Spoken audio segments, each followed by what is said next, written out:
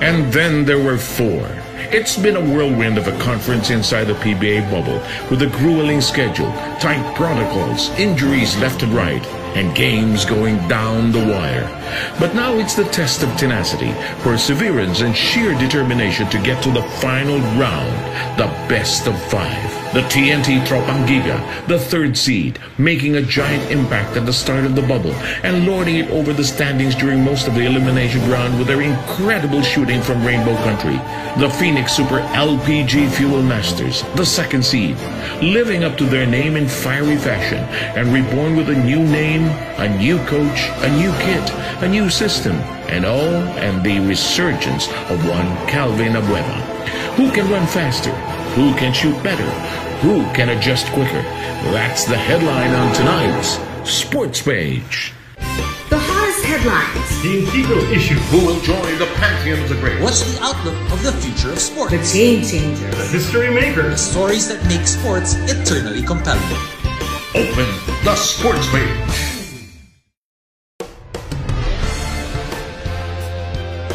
Can you believe it? Just a few weeks ago, we were talking about how to start this bubble. And now we have gotten ourselves to the semifinals. And we have 2 of the protagonists, the teams that are already there. We already have Phoenix as well as TNT already there into the semis. And we have some of the players who will participate in that part of the semis. And we've got the Dean Quinito Henson with us here today. Joining us will be none other than Calvin Abueva and Matthew Wright, who are still reeling from that magnificent win against Magnolia just last night. And we have R.R. Pugoy, who is playing so well in this bubble. I'll let the Dean fire the first few questions. Quinito, go. Okay, last conference, actually last season sa Philippine Cup, yung Phoenix nag-3rd place. Yung TNT hindi man lang nakapasok sa Final 4. Ngayon, Phoenix 5 wins in a row. Ang TNT, ang record nila over the last 6 games, 3-3.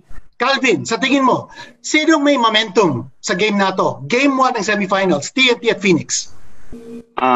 Para sa akin, pantay lang kasi yung momentum namin nandun at ang momentum nila. Malalaman na natin dito sa Game 1 sa Wednesday. Arar, yung TNT kasi, the last championship ng franchise was in 2014-2015. Kung bibilangin natin yung mga conference na dadaanan ng TNT na wala silang championship, umabot na ng 13. So palagay ko, gutom na kayong makakuha ng championship. Eto na ba? Alam ko, dadaanan niyo ang Phoenix bago mag-finals. Pero sa tingin mo, nandiyan na ba ang momentum sa inyo? Siguro nakuha na namin kung ano yung gusto namin. Unang-una yung twice to beat. So tapos na kami. Next naman is yung papasok sa semis. So pero yung iniisip kasi namin dito ngayon, 1 game at a time. Di pa namin iniisip na mag-champion na kaagad. So pero gutom-gutom na kami na mag-champion. Well, kung titingnan natin yung offensive stats of the eliminations ng ating Philippine Cup, ang Phoenix number 2 sa opensa, ang TNT number 3 sa opensa. A lot of people, Matt, are saying that this is going to be a shootout between 2 of the league's most explosive teams. But in the quarterfinals, Phoenix held Magnolia to 88 points, TNT held Alaska to 83 points. I mean, what's the score? Is it going to be offense? It looks like in the quarterfinals, it was all defense. I think it's going to be a little bit of a shootout. Both teams are in the top 2, I think, in 3-pointers made and attempts. So, we're going to stay true to what got us here. And we know that TNT is going to shoot. They're going to let it fly like they've always done. But at the end of the day, it's going to come down to who's going to want it more defensively, like you said. Both teams have had spurts of defensive genius at any given moment. So it's just about who's going to be more consistent. Matthew, take us back to that clinching game against Magnolia last night. I mean, what a game. You were down by 2. You took a 3-point shot. Magnolia knew the only way that you guys could beat them was if you beat them with a 3-point shot. You were able to move away from your defender. Rafi Reeves moved away from you to provide really a clear lane for you to shoot that running triple. How did that feel? And obviously, you were looking for a three-point shot to win it. Yeah, my initial attack, I tried to pass to Calvin, actually. It got broken up. Calvin somehow got the ball back and passed it too quickly. So I actually lost track of time. Coach Stopeks had to remind me that there's only 3 seconds left in the shot clock. I forgot that, the shot clock was still on. I was going to just make it the last shot of the game. And I just blacked out. I really can't tell you. I don't think I've ever practiced that shot before. And okay. I think if you give me 100 attempts, I don't think I'll be able to make that again. So okay, we've called that shot the Rainbow Runner. But just to work on that shot, Matthew, when you did the crossover against Baroka, did you know exactly? You said that you were not going to do the runner shot, but the straight up. But did you adjust at that point after the crossover? I just did what felt right. It felt comfortable. If I was in motion, I was in rhythm, and that was the shot that I came up with. There's really not much to say about that. Like I said, I don't know if I'll be able to make that again. I'm just lucky that shot went in. Matthew, you said you were looking to pass the ball to Calvin. Were you looking for a 2-point shot at that point? Were you looking to just extend it to overtime? We were just trying to look for the best available shot. So I saw a driving lane, and everyone collapsed on me. So I tried to dump it down to Calvin, but it got deflected. And then after that, I realized I don't really want to go into overtime against this team. I was getting beat up all game. It's a physical, it's a physical bunch over there, the Magnolia Hotshots. So I thought that if we're gonna lose on my last shot. Okay, Ari, ikaw naman. Paborito mo yata ang Alaska. Nung first game natin sa bubble, biglang pumutok rito. Master na yata ng TNT ang laro ng Alaska at ito'y napigilan yun ng last game. Siguro ginagawa ko lang kung ano yung binibigay nila kasi parang nakafocus din sila kina Ray, Kuya Jason, so medyo ako yung nalilibre. So yun, buti naman kasi ilang games din nag-struggle ako sa 3 points. So buti naman kung kailangan na namin ng shoot naman yung mga tira ko sa quarterfinals. Patauin na kita. Ara, anong palagay mo sa laban ninyo, laban dito sa Phoenix na ito na umuusbong dito sa ating bubble? Siguro magandang laban to kasi yun nga, parehas na team na daming tinitira na 3 points, saka mas more on depensa yung team namin, mas more on depensa din yung team nila. So siguro kung sino lang yung susunod sa game plan at sino yung gustong manalo, yun talaga yung mananalo sa laban na to. Ay, matanong kita. Nung game ng TNT at saka Phoenix eliminations, medyo tinabakan kayo. Hindi ka naglaro kasi hindi ka pa eligible at that time. Pero ang record ng Phoenix 2-0 bago maglaro. Ang record ng TNT 3-0 bago maglaro. 7 players ng TNT nag-double figure sa puntos. Phoenix, dadalwa lang. Medyo talagang nilampaso kayo nung laro na yon. Pero nga, hindi ka naglaro. Ngayon at maglalaro ka, magkakaroon ba ng malaking diferensya? Calvin?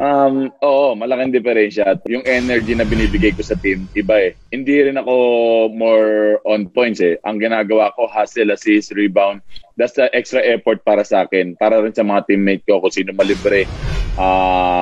Pupukul lang, gano'n. Mas nakompleto kami ngayon. Andiyan si Alex, ako. At maging masaya tong series na to para sa amin. Matthew, I wanted to ask you about the rotation of starters with Phoenix. In your game, in the quarterfinals against Magnolia, you didn't start. First time you didn't start. RJ Hasul started for the first time in the conference. Calvin had only his second start. What's going on? What's the rotation? What's the rationale behind the changing rotations for the starters with Phoenix? You gotta ask Coach Stopeks. It was a little bit of a shock when he told me that I wasn't going to start that game. He actually had me meet with the rest of the coaching staff to explain to me the situation. So, I mean, I looked at them. I asked them, do you all believe in this game plan? Is this what all you guys believe will work? And they said yes, and I said, okay, then I'll go with it. You know, my job is just to go out there and play. Regardless if I start or not, I know that I'm going to end the game. Malamang nakikita mo na kung anong mga nangyayari sa game plan ng Phoenix. Sa tingin mo ba, kayo nasa-psych out sa mga tactics ng Phoenix na ganito? Depende na lang sa anong gagawin din ng coaching staff sa amin. Kasi yun nga, titingnan namin kung anong mga ginagawa nila sa elimination round, kung ano din gagawin nila sa amin. So, depende na lang sa coaching staff namin kung anong gagawin nila. Okay, time out! Time out! Mayroon tayong first break. Si Kinito, 100 ang question. Handa na ba kayong tatlo sa 100 question ni Kinito? Palagi. Okay. Magbabalik po ang sports page pagkatapos nito.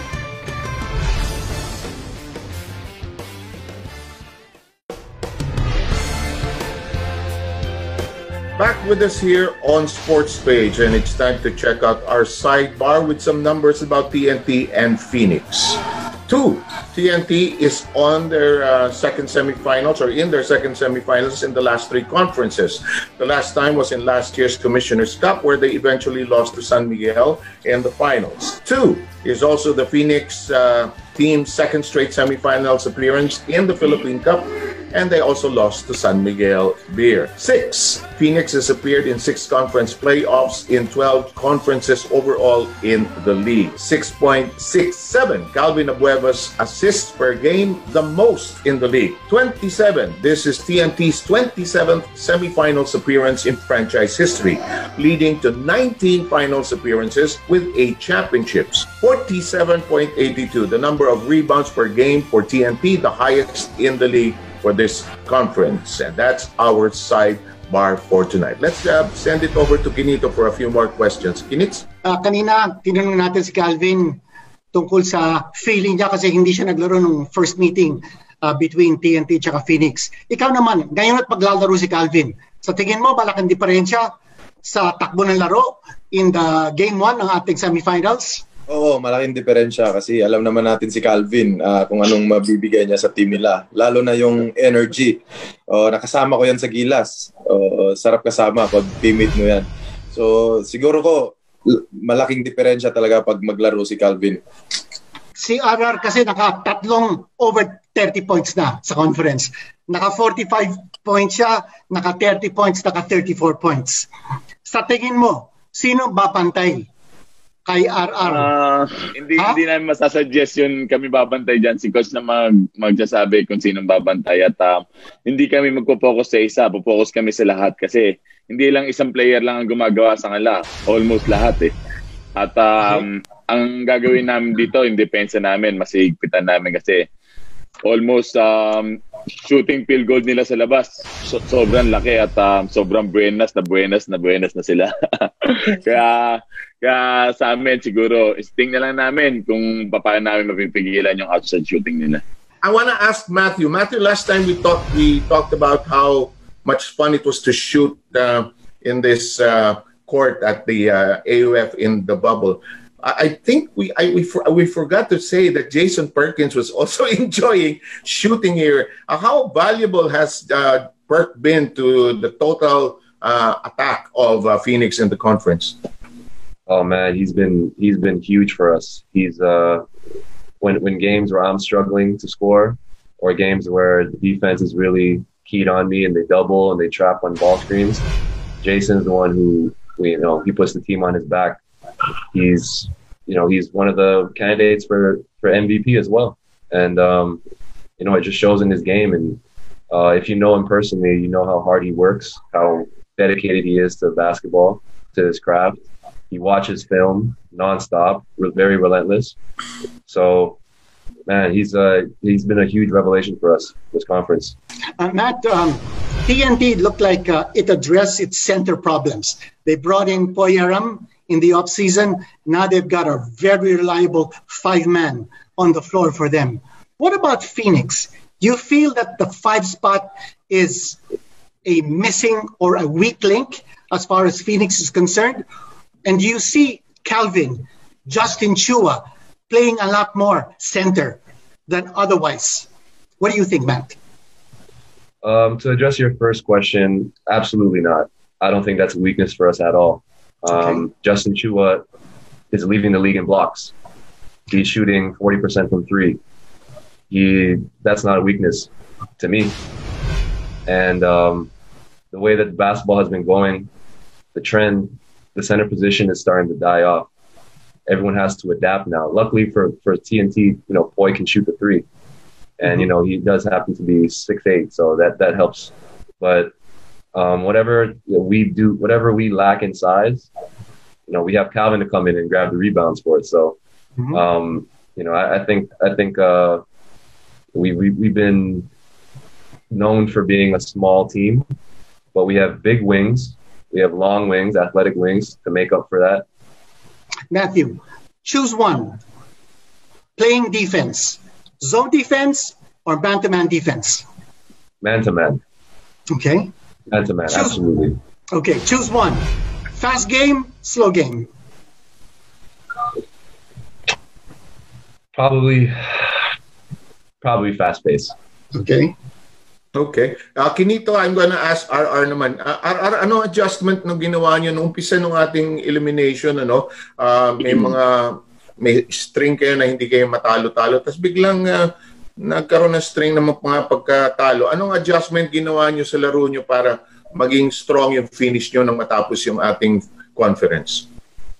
Yung sunod-sunod na yung pagkatalo namin, we watched the video kung anong ginagawa ng mga ibang team sa amin. So yun, nakita namin kung ano yung ginagawa nila, yung weakness namin. So yun, buti na lang na-address namin kaagad.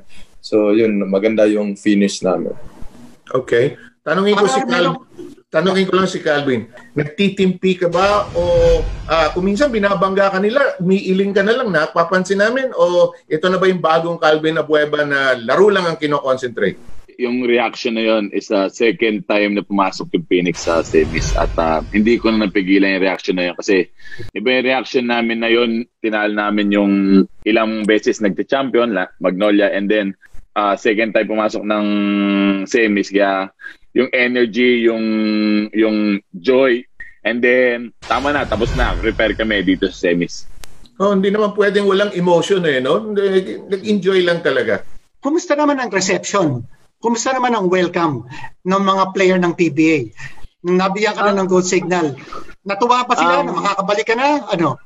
Meron mga natuwa, meron mga nalungkot kasi iba rin kasi yung bigay ko dito sa team ko at yung nga sinasabi nila pag napunta ka dito sa ibang team, ganito, ganyan, masaya sila. Pero pagkalabang ka, iba. Pero actually, yung nilalaro ko ngayon is yun yung naka-goal ko sa sarili ko at sa team ko na pag bumalik ako, hindi lang panalo yan natin, baka makuha pa tayo ng mas malaking premyo pagka naglaro tayo na maayos. Calvin, yung supporta na binigay sa ni Commissioner, alam ko, 100% ang support ang binigay sa ni Commissioner. Ano naman ang promise mo sa kanya nung finally nabigyan ka na ng go signal? Yun nga, sinasabi ko naman kay Com na, Com, ito yung lalaroin ko, ganyan. Pero, syempre, hindi rin maiiwasan yung mga bigay na, pero, tingnan nyo rin kung ano yung mga ginagawa sa akin. Kasi, nilalaro lang ako hanggat sa nilalaro ko. Ako, hindi naman ako yung taong, physical lang naman ako eh. At alam naman ni Coach Topex lahat ng mga nangyayari sa amin ngayon. At yun, nagagampanan ko rin yung mga ginagawa ko ngayon. Okay. Salamat, Calvin. When we return, we'll take a look at what the fans are saying about the two teams that will participate in this half of the semifinals. Don't go too far away. We will be on the other side of this break here on Sports Page. We definitely got to defend, we have to rebound, and we have to stay disciplined to our system. Same thing, like I said, it's just more about just trying to be ready because they're definitely going to come out strong, they're confident, they want a tough game, and we want to bring out the same energy.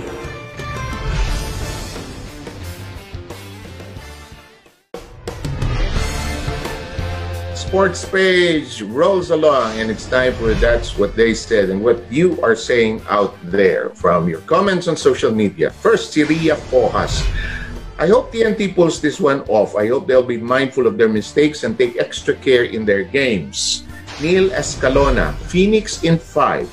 Thought TNT got the experience and the firepower rather, but I want the underdogs to win. Bets Perez, Phoenix, great redemption for Abueva if he behaves. For Mr. Wright to claim to be one of the greatest scorer shooters of this generation. For Coach Topek, that's good, guys. Finish first and not last. Cliff Agipo, I'm a loyal TNT fan since Cardona Lapag era, but if this would recreate what Powerade did 8 years ago, I'm all for it. I want to see something new in the Philippine Cup Finals. This will be an exciting series. This is the true finals of the conferences. But biases aside, I'll take TNT in 4. Aris Rivera, TNT, good matchup as long as healthy si The Blur. Mahihirapan ang Phoenix. Alain Lasqueti, Phoenix. And I can't wait to see the matchup between Parks and Abueva. Settle this on the court once and for all. And that's what they said. Tinito, you're smiling. Why? Parks versus Abueva. Calvin, ano sa tingin mo? Maghaharap ba kayo? At anong sasabihin mo sa kanya? Actually, hindi naman against sa kanya. Rival ng team to. At ako sa issue na yon, move on na eh. Wala nang dahilan para balik-balikan eh. Pero dito sa series na to, team by team kasi ang naglalabanan dito, hindi naman individual. As long na maganda kung sino maganda ilalaro, yun yung aangat. At sa akin, I give my best dito sa team para makaangat kami ng finals. Aran, matanong kita, no? Tungkol sa mga bagong salta ng TNT, nawala sa inyo si Kelly Williams, pero marami naman pumasok. Si Poy Eram, of course, si Simon Enciso, si Kip Montalvo, tsaka si Lervin Flores. Ano naman ang mga contribution ng mga bagong salta ninyo? At mukhang maganda ang chemistry na pinapakita ngayon ng TNT under kay Coach Mark Diggle at saka kay Bong Ravena. Kay Poy naman tsaka kay Lervin, yun ang kulang talaga ng token text ng team namin eh. Legit talaga. So andyan si Poy, so laking tulong talaga ni Poy sa team namin ngayon. Tsaka ni Kib tsaka kay Simon naman is makapahinga si Kuya Jason. Yun, nakakatulong talaga sa team. Over to Matt now. We asked RR about the new guys in the TNT side. What about the new guys in the Phoenix side? Brian Aruela, J.R. Reyes, Jansen Rios. How have they contributed? And do you think your team has gotten better? I remember the first 5 games of this conference, you didn't play Abueva, you didn't play Malyari. You were playing with 12 guys. And now you're up to 14 guys as against 15 from TNT. What do you think about your new additions? Brian has been huge for us defensively. He picks up the point guard full court. He's just what we need in terms of a defensive stopper. And JR, he's a veteran. He comes in and he tutors the young guys like Jory Napoles and even Jason. He's been in the league for a long time. He has a lot of knowledge that he can share with the other bigs. And Jansen, aka Bomba, as we call him. Okay, I'm going to ask. I don't believe in those underdog stuff, no? But the fans are talking about underdogs. If you think may underdog dito sa series na to, Calvin, ikaw, tingin mo? Kung ano yung pinapagawa ni Coach, yun yung sinusunod namin. At yun sa amin, kami mismo magdadala kung saan kayo mapunta eh. Yung punto ni Calvin about the coach, nagkaroon kayo ng, actually malaking pagbabago, no? Because nawala yung head coach ninyo last season. Tapos si Topex stepped up to the plate. Siya ngayon ang head coach. Kumusta naman ang transition? Alam ko si Topex nandun naman last year. Pero iba kung head coach na eh. Ang papel ni Topex ngayon. Okay naman ang transition? Mukha naman okay because nasa semifinals kayo. Kasi nung assistant coach pa lang namin siya, talagang kami, nabibiro namin siya, nagigipaglokohan siya. This time, head coach siya. Yung respeto, umibabaw sa kanya kasi kahit na nabibiro namin siya, pero yung respeto nandoon. How will this series go? Who do you want to watch out for sa kalaban? RR, kung may babantayan kayo sa Phoenix, sino ang pinakamamarkahan ninyo na player? Siguro sila naman lahat, pero mas bantayan namin yung si Matthew Wright kasi alam naman natin si Matt puputok yan. Tsaka yung dapat makontrol namin yung energy din ni Calvin kasi laking bagay ng tulong ng pagdadala niya sa team eh. Nakasama ko na kasi yan si Calvin sa national team. Ang sarap kasama. Pati ikaw, kahit nasa bench ka lang, nadadala ka eh. Pero nakakainis kalaban. Matthew, who will we watch out for if you're Phoenix? Who do you take in particular on TNT? They have the big three with Jason, Bogoy, and Ray Ray. We have to really limit Jason because we feel like he's still the catalyst on offense. I know when the going gets tough and TNT needs a bucket, they still go to Jason. So, and then, from Jason's penetration, then that's when he can hit Bogoy and Ray and those kind of, he's the one who puts them in good spots to succeed. So, they have a lot of weapons. You have to really pick your poison. Troy can go off at any moment and Poi as well. So, they're a very well balanced team. So, but we feel like the primary person that we have to stop is Jason, especially in transition. Okay. Last question ko, Calvin, ikaw, sino ang gusto mong markahan dyan sa TNT? Alos lahat. Pero actually, si Jason kasi sobrang talino maglaro at may nahihirapan man ng mga teammate niya, siya yung mismo kukuha ng bola para mag-ISO na sarili niya. Kay Calvin, kung gagawa ka ng Dean's List para sa game na to, anong 3 puntos ang dapat gawin ng Phoenix para manalo ng serye?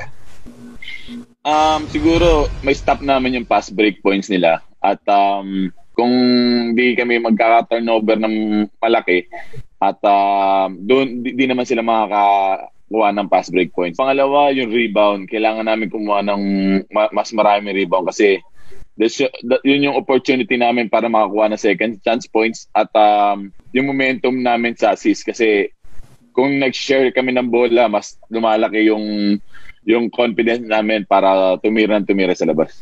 Arar, ikaw naman, kung gagawa ka ng Dean's List, ano yung 3 puntos para mag-focus ng TNT para manalo sa serye? Siguro kontrolin namin ng rebound kasi lahat ng talo kami sa rebounds. Limit namin yung turnover namin. Tapos, contain din namin si Matthew Wright. We'd like to thank everybody for being here today. Of course, the Dean, Kinito Henson, has been with us here for the questions. We'd also like to thank Calvin, Matthew, as well as R.R. Pagoy. We look forward to a great series and an injury-free series for the 3 of you and your teammates as well. Thank you for joining us. Thank you. And we now would like to go into our last look before we go away. When Matthew Wright last guested here on Sports Page, he told us that the PBA bubble is a test of who the real hoopers are in this league. And boy, this Phoenix TNT matchup is definitely a testament to that. We're in for a treat with at least 3 face-offs between these 2 skilled and talented teams and maybe even more. We've come a very long way since this bubble started and it's only going to get better from here. Good luck, gentlemen. I'm Seb Sarmenta on behalf of all of us here on Sports Page. Thank you for joining us. We'll see you in our upcoming editions.